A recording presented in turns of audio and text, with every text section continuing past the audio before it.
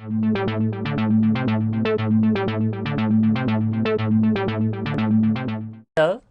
welcome to Module 7, Accounting and Reporting for Corporations. Now, let's continue. What's a corporation? What is a corporation? To get the definition, you got to go back to 1819.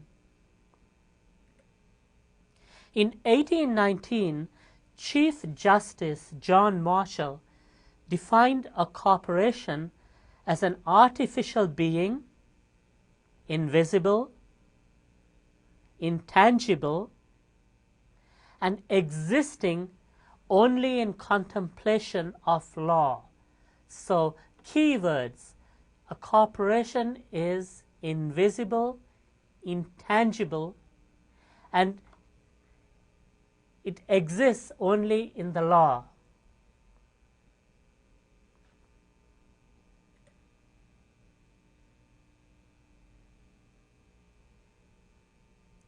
This definition is the foundation for the prevailing legal interpretation that a corporation is an entity separate and distinct from the owners.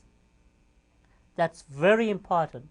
From the legal viewpoint, a corporation is considered a living, breathing person, but a separate entity in itself, distinct from the owners.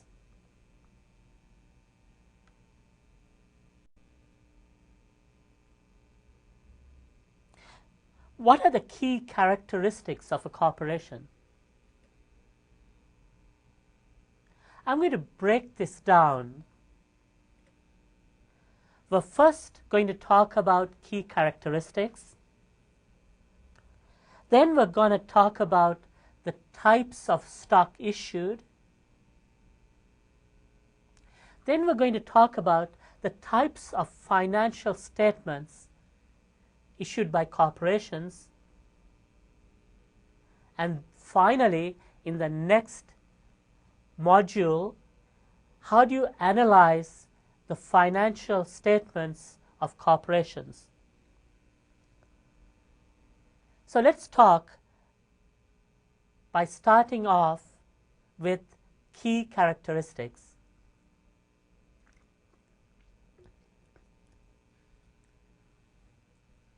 As you can see, the first key characteristic is separate legal existence. As an entity which is separate and distinct from the owners, the corporation acts under its own name rather than the name of the stockholders.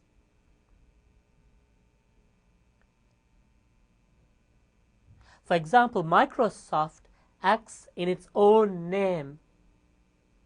It doesn't act in the name of Bill Gates because the law sees Microsoft as a separate, living, breathing entity.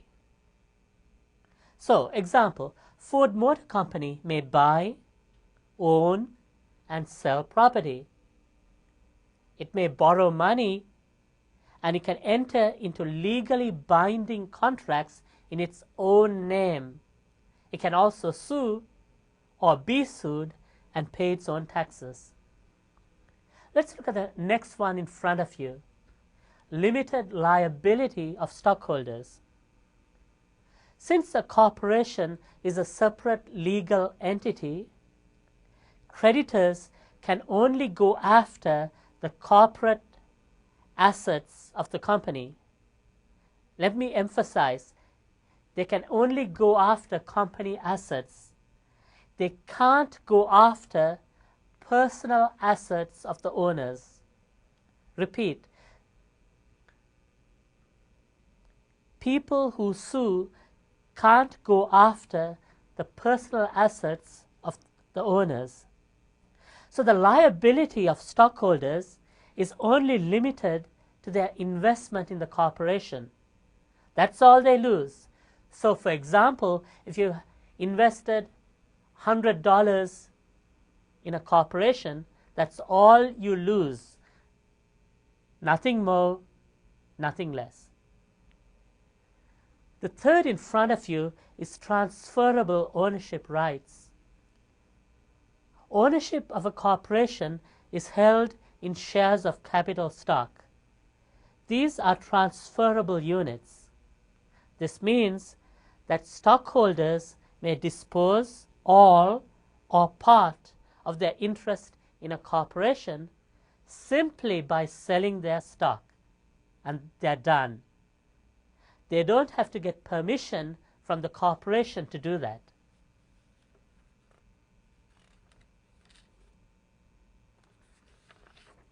What's the next one? Continuous life. The life of a corporation is stated in its charter. The life may be perpetual, or it may be limited to a number of years. If in the charter the life is limited to a number of years, the life can be extended through renewal of the charter. Think about this. The characteristics I told you, are they advantageous or disadvantageous? Stop and think about it a minute. They are all advantages. Unfortunately, there are disadvantages too, and two main disadvantages are government regulation and additional taxes. Let's take the first one, government regulation.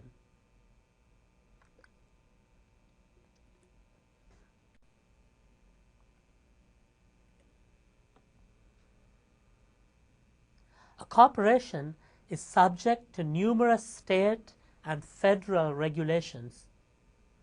Most publicly held corporations are required to make extensive, and I mean extensive, disclosure of their financial affairs to the Securities and Exchange Commission. How? Through quarterly and annual reports. Of course, corporations also have to follow all the laws. Do you remember? It's called generally accepted accounting principles. They got to follow all those laws too. What else? Taxes. That's a major problem for a corporation.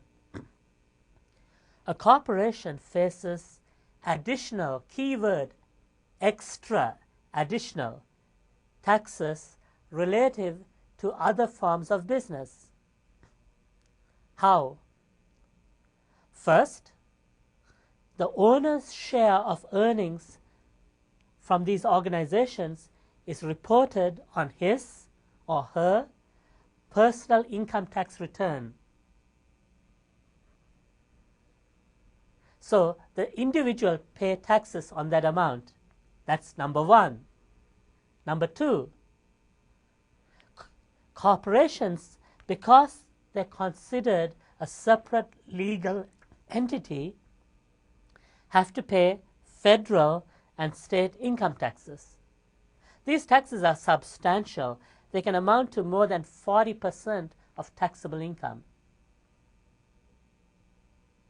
In addition, stockholders are required to pay taxes on cash dividends. Thus, many argue that corporate income is taxed twice. It's called double taxation, once at the corporate level and again at the individual level.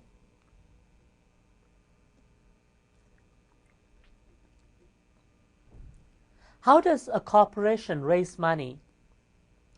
A corporation can raise money by issuing two types of stock. They're called common stock and preferred stock. Let's talk about common stock first. Common stockholders have the right to vote in the election of board of directors. Common stockholders have the right to share a company's earnings. They are paid dividends from company profits. 3. They have the right to keep the same percentage ownership when new shares of stock are issued. This is called a preemptive right. 4th, they have the right to share in assets upon liquidation. So when the company goes bankrupt, you can share in the assets in proportion to your holdings. This is called a residual claim because owners are paid with assets that are remaining after all claims have been paid. I do want to emphasize that this is only in the United States and Western countries. This is not necessarily the case in Asia. For example, in Japan, stockholders are considered to be far less important to a corporation than employees. Their stockholders are rarely asked to vote on an issue. They are also paid very low dividends. This appears to be the case in France and Germany too. But in the US and UK, stockholders are considered important. Corporations raise most of their capital. I'm talking about millions and billions of dollars by issuing stock to shareholders. Germany, France, and Japan have the opposite philosophy. The bulk of their financing is from large banks or other institutions. Before we proceed, there are certain terms that's essential for you to know.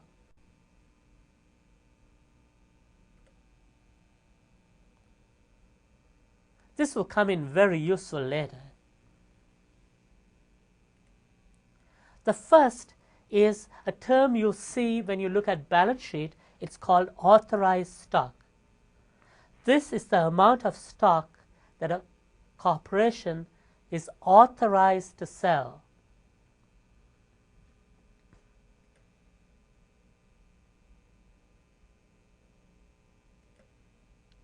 Issuance of stock. You'll see two terms when you look at a balance sheet. First is par value. This is the price determined by a corporation. Is this high or low? It's generally low. It's the price determined by a corporation when the corporation is newly formed. At that point, nobody knows the corporation. So the par value or the initial price is always low. $1, $5, maybe 10, but that's it. Market value. This is the price the shares can be sold for in stock exchanges such as the New York Stock Exchange. Let's talk another key term. Paid in capital. This is the total amount of cash paid to the corporation by stockholders in exchange for stock. This is another term you'll see over and over again before we finish this course. Retained earnings. This is the net income or profit that's retained in the corporation. Every year, if the company makes a profit, the bottom line profit, is taken and put in a special account called retained earnings. So retained earnings should increase every year if the company makes profits, because every year the bottom line profit is put in retained earnings. This is important. Remember, only dividends are paid out of retained earnings. I'll repeat, only dividends are paid out of retained earnings. So there's an important formula you need to know.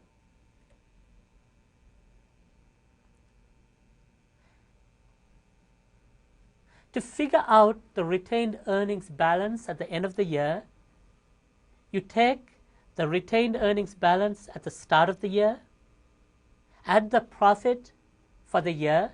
This is the bottom line profit from the income statement. Then you minus dividends paid, if the company has paid dividends, and you get the retained earnings balance at the end of the year.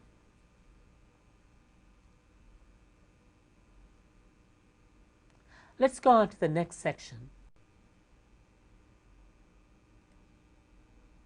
Issuing common stock. This is important for you to know.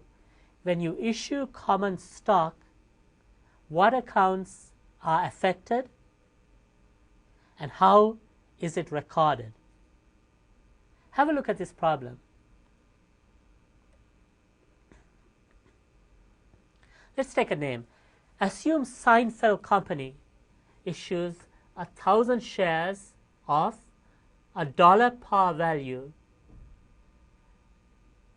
and they issue it for $5 a share. Because on the New York Stock Exchange, even though they decided the price at $1, people were willing to offer $5. How is this accounted for? Take a few minutes of your time and think about it.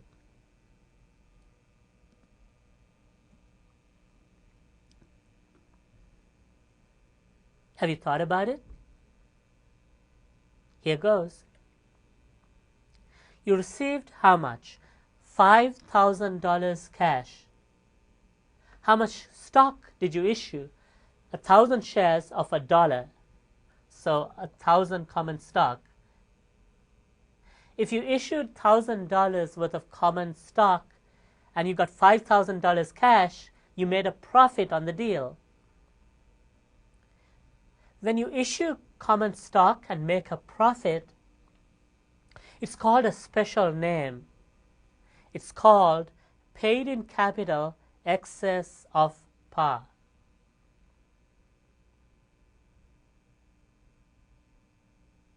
So just remember that. When you issue common stock and you make a profit, it's called paid in capital excess of par.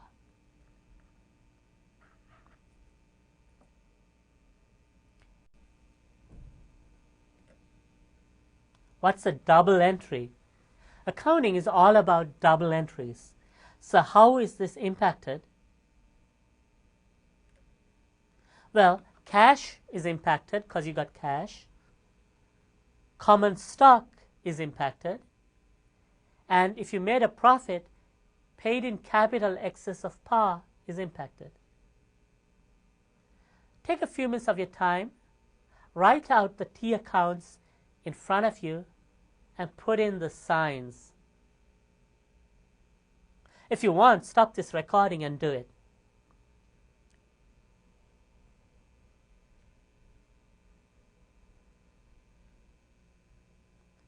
Okay, let's start.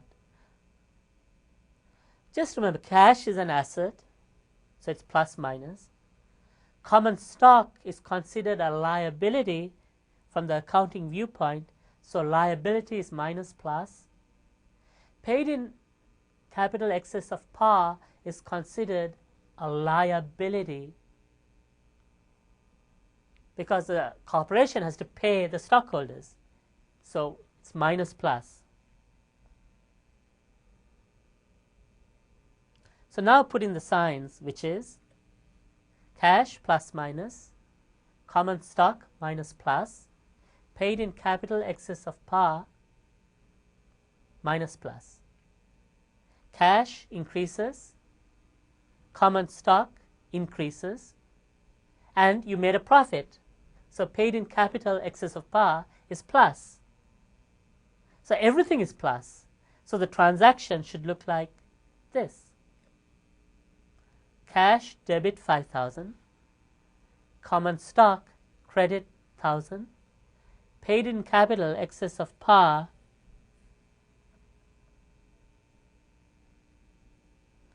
credit 4,000. And the beauty of the system is the left entry always equals the right entries. So the total of the left entry is 5,000. The total of the right entries is 5,000. So they always equal.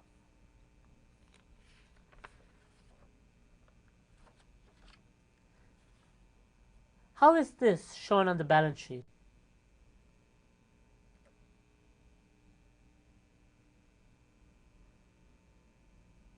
If you remember, what do you call it? Stockholders' equity. So under stockholders' equity, you'd say, I have common stock issued 1,000. You made a profit. Paid in capital excess of par is 4,000. And the total money you received, which is called total paid in capital, 5,000. So that's how you break it down.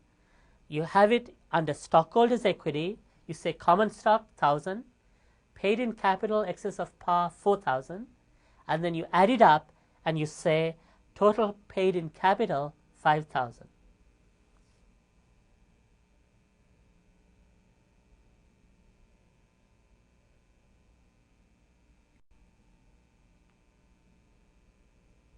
Let's look at the balance sheet for a minute. There's assets, liabilities, stockholders' equity. Assets are on the left, liabilities and stockholders' equity on the right. You remember this? We did this before.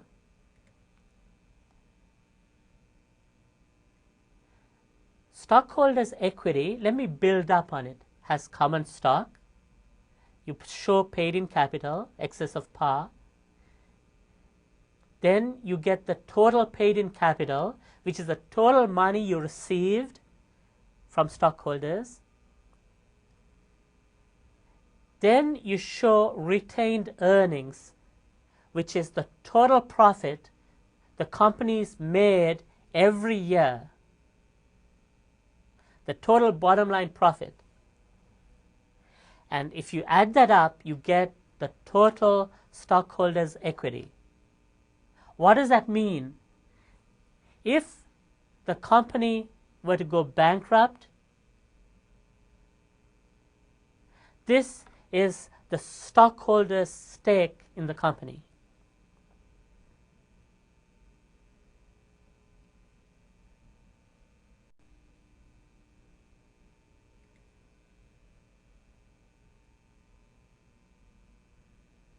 Now, this is where it gets important. A corporation has to do 4 types of financial statements. What are they? An income statement, we did this before, except in a corporation, it has to be done in a special format, which we haven't done. It's called the multiple step format. Then you have to do a statement of stockholders' equity. What did you call it before? If it's a sole proprietor or any other form of business, you call it statement of owner's equity.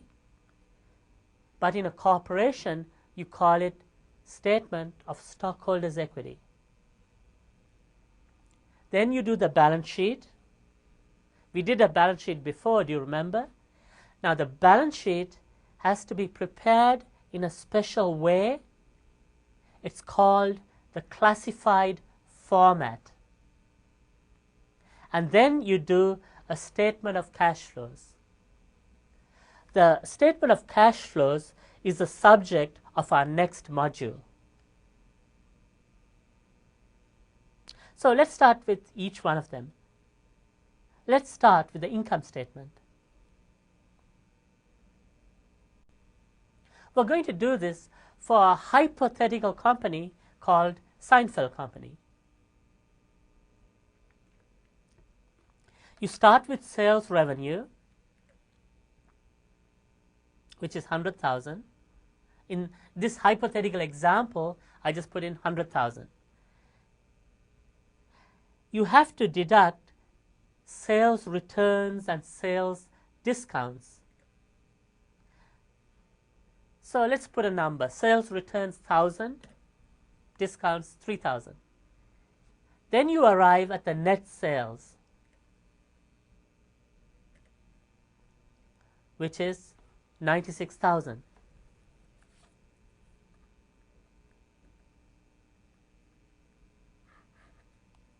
Now you deduct cost of goods sold. So in this case, assume cost of goods sold is 45,000. Cost of goods sold is basically what you bought the goods for. If it's 45,000, as in this case, it means that the goods cost the company 45,000, but they got 96,000 for it. The difference between sales and cost of goods sold is called a name. It's called gross profit. Once you arrive at the gross profit, you deduct operating expenses. These are the regular expenses incurred to run the business. Can you give me examples of operating expenses? That's regular expenses incurred to run the business. Think about it.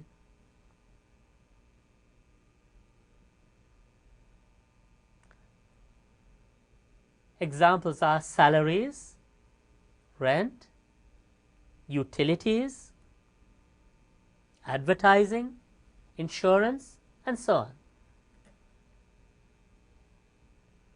So I put in an example of operating expenses. After you deduct operating expenses, there's a name. So gross profit, then you knock off operating expenses.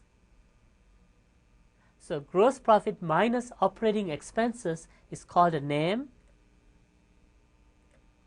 It's called income from operations. Now you add other revenue and subtract other expenses. Other revenue is any revenue other than sales. So, for example, if the company invested extra money and obtained interest, that would comprise other revenue. In this case, let's put a hypothetical number, say 10,000. Other expenses are any expenses incurred which don't, keyword, don't relate to the daily operation of the business. Examples of other expenses include write-down of obsolete inventory, losses due to strike by employees, and so on. So you add other revenue to income from operations, you subtract other expenses, and you arrive at the net income. This is the net income before tax. Then the IRS would come and say, pay taxes on the net income.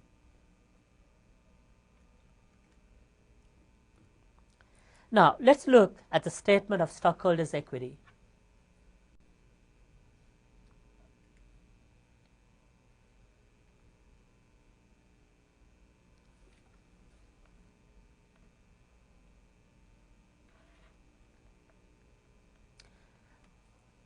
For this company, I put in hypothetical numbers. Let's say common stock is 10, paid in capital is 50, total paid in capital then will be 60. Let's say the retained earnings is 38.5, so the total stockholders' equity would be 98.5. These are hypothetical numbers. I just made it up to give you a feel for it. How do you get retained earnings?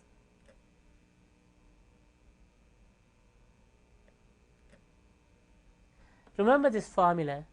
Retained to get the ending balance is equal to beginning retained earnings plus profit less dividends. So let's say the beginning was 20. This year they made 28,000 profit. So the total in the retained earnings should have been 48. Assume they paid 9,500 dividends. So your ending balance is your beginning plus your profit less your dividends, which is 38,500.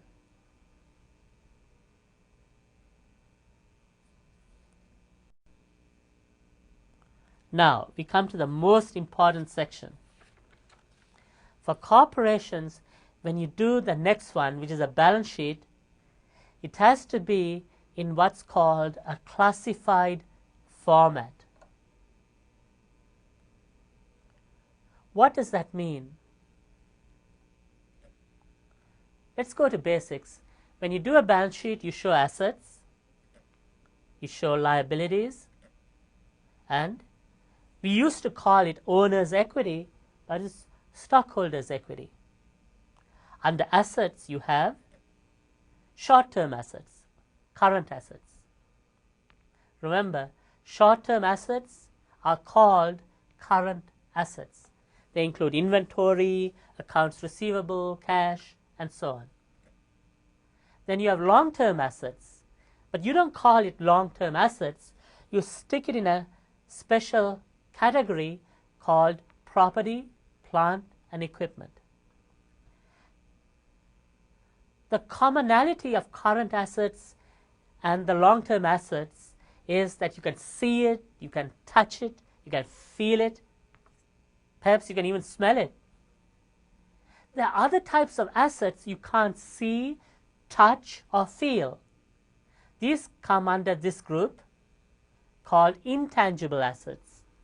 Can you think of an intangible asset?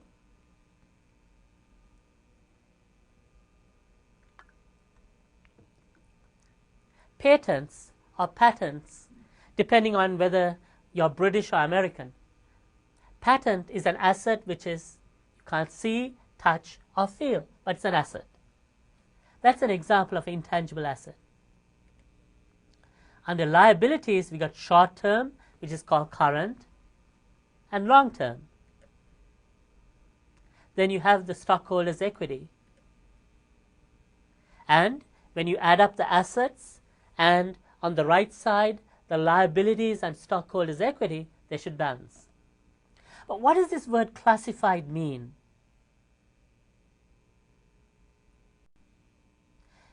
In a classified balance sheet, the only thing you got to remember is that current assets are shown in order of liquidity. What does liquidity mean?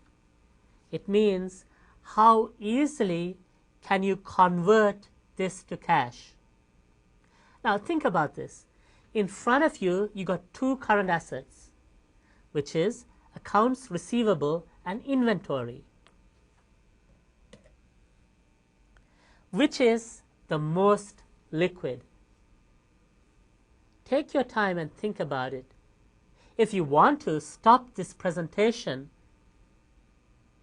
and rank them. And when you're done, you can restart.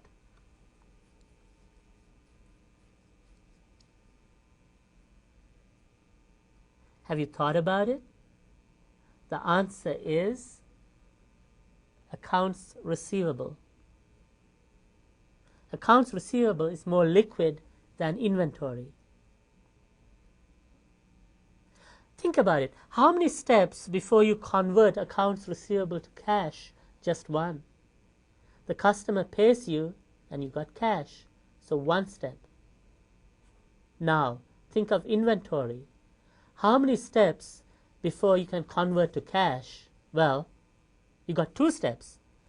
You have to sell the inventory. Assuming you sell it on account, which is what most businesses do, then it gets converted to accounts receivable. Now you get cash from accounts receivable. So there are two steps. So in a classified balance sheet, account receivable goes ahead of inventory. Now look at the next exercise. Arrange these in order of liquidity. You've got inventory, you've got marketable securities, which is stocks in other companies, you've got cash, you've got prepaid expense, and accounts receivable. I want you to arrange this in order of liquidity, which means put number 1 for the most liquid and rank, so number 5 would be the least liquid. Have a crack at it. Stop this presentation and try it, and when you're done, restart and I'll give you the answer.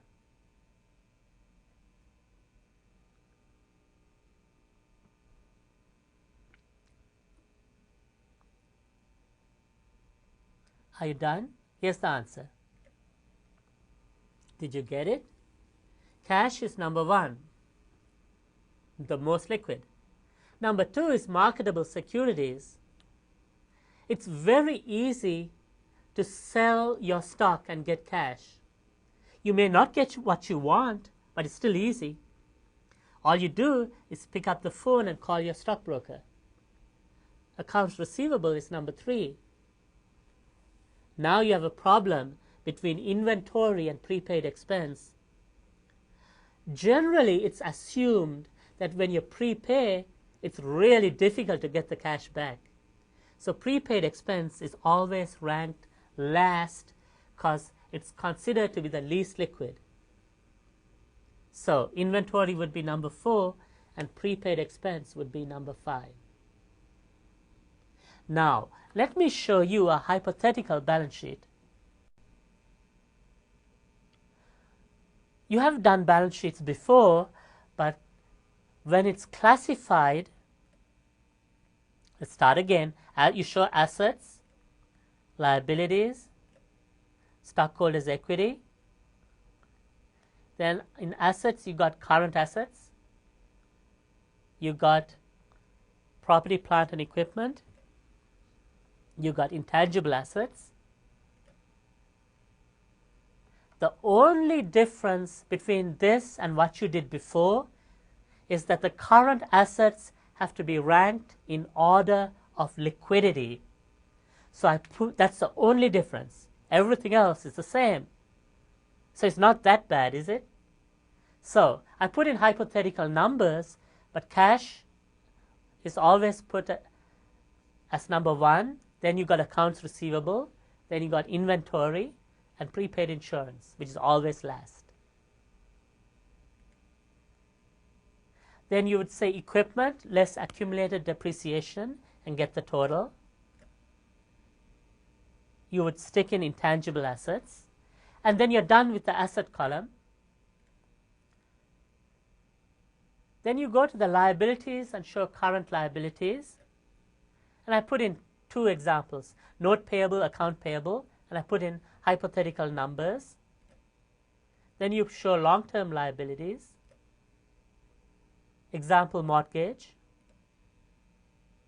Then you show the total of the stockholders' equity, and you total it, and the left side and the right side should balance. Now you know how to do an income statement, which has to be in multiple step format. You know how to do a statement of stockholders' equity, and you know how to do a balance sheet in the classified format. This concludes Module 7.